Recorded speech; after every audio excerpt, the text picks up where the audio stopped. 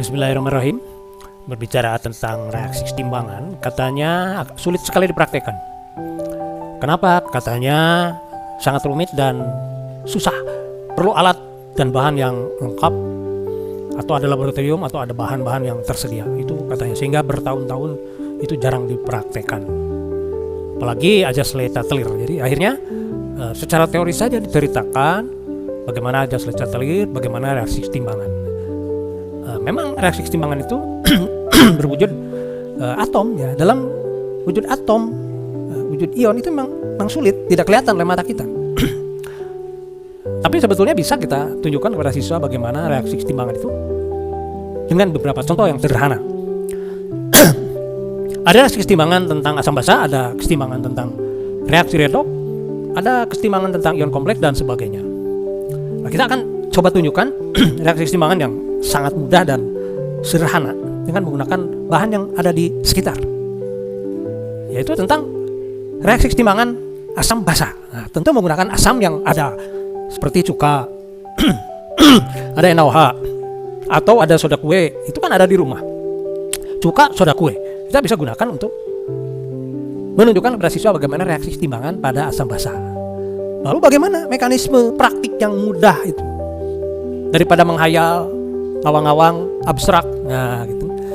Kita akan coba gunakan yang namanya indikator. Indikator asam basa itu banyak.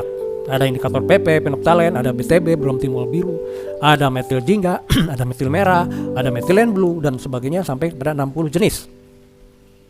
Dari semua indikator yang ada untuk asam basa, ada juga indikator alami dari bunga-bungaan, buah-buahan seperti bunga kembang sepatu, bunga mawar, buah naga, buah manggis, kol ungu, ubi ungu dan sebagainya, banyak sekali. Itu sama bisa digunakan.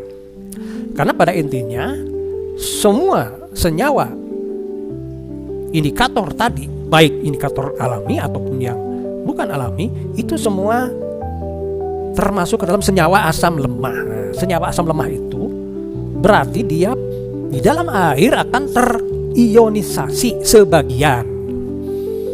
Nah, kita sebut saja H-in. H-in itu untuk mewakili semua nama indikator H-in sebagai asam lemah. Sehingga asam lemah H-in itu akan terionisasi menjadi H+ dan in-min. Sebagian, sehingga sebagian lagi tetap dalam bentuk H-in. Nah, secara dinamis, secara mikro memang akhirnya bolak-balik. Sehingga dituliskanlah gambar panah dua arah. Itu menunjukkan bahwa senyawa asam lemah itu terionisasi sebagian dan berupa reaksi kesetimbangan. Betulkah itu reaksi kesetimbangan? Bagaimana menunjukkan yang begitu kecil dalam wujud ion bahwa itu reaksi kesetimbangan? Nah, kebiasaan kita di dalam reaksi kesetimbangan ada di kiri dan di kanan. Bahkan ada dikatakan bergeser ke kiri, bergeser ke kanan. Nah, kalau kita lihat dalam kenyataan, di sini tidak ada kiri dan kanan karena di sini satu gelas. Kirinya mana, kanannya mana tidak ada. Lalu kiri dan kanan itu dari mana? Itu karena kita tidak pernah praktik. Nah, inilah yang kita sebut dengan senyawa asam lemah. Kita beri contoh dengan metil merah. Metil merah itu sebagai indikator asam basa kita wakili juga dengan H-in. Maka di dalam air ini kita masukkan metil merah, maka metil merah akan terionisasi. Secara umum kita tulis H-in terurai, terionisasi sebagian menjadi H+ dan in-min. Biasa kita katakan di kiri adalah H-in, di kanan H+ dan in-min. Tapi di sini tidak ada kanan dan kiri. Di dalam wadah ini ada air, ada H-in, ada H+, ada in-min. Jadi ada 4 jenis spesies zat di sini dalam bentuk ion dan senyawa. Itu kan kecil, tidak kelihatan. Lalu secara dinamis mereka terus bolak-balik melakukan pergeseran dan melakukan proses kesetimbangan, terus bolak-balik. Tidak ada kiri dan kanan di sini karena tidak kelihatan juga posisi kiri kanannya itu di mana. Nah, baik, apakah benar itu reaksi kesetimbangan?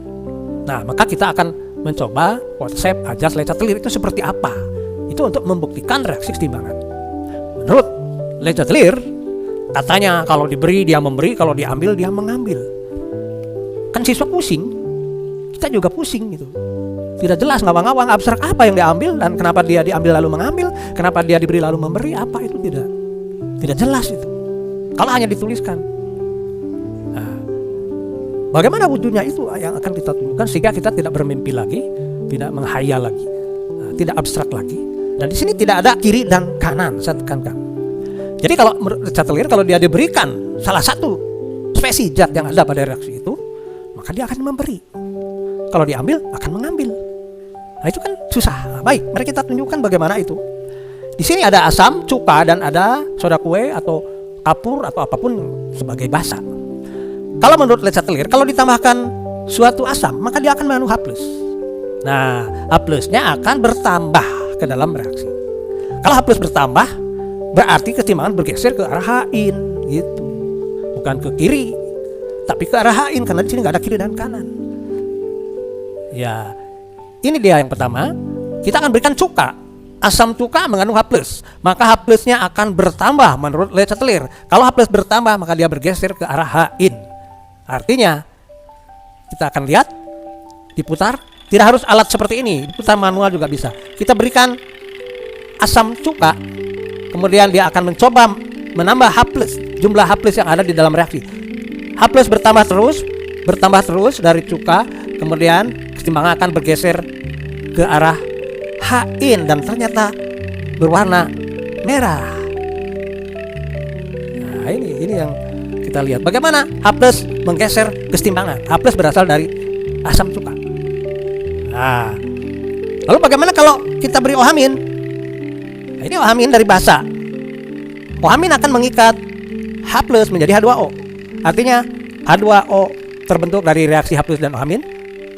Artinya H+ dikurangi, diambil oleh OH-. Nah, H+ berkurang.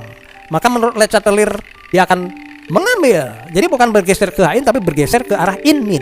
Nah, ini OH- dari basa akan mengambil H+. H+-nya berkurang. Terus H+-nya berkurang. Bagaimana jadinya? H+-nya berkurang karena diambil oleh H-, maka dia akan bergeser ke arah in-min. Oh, ini. Masih tidak ngerti? Azas Le Chatelier kita ulangi. Kita ambil asam.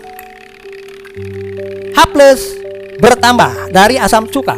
H+ bertambah menurut Le Chatelier keseimbangan bergeser ke arah H-in. Diberi, dia memberi. Terus H+ bertambah, maka bergeser ke arah H-in.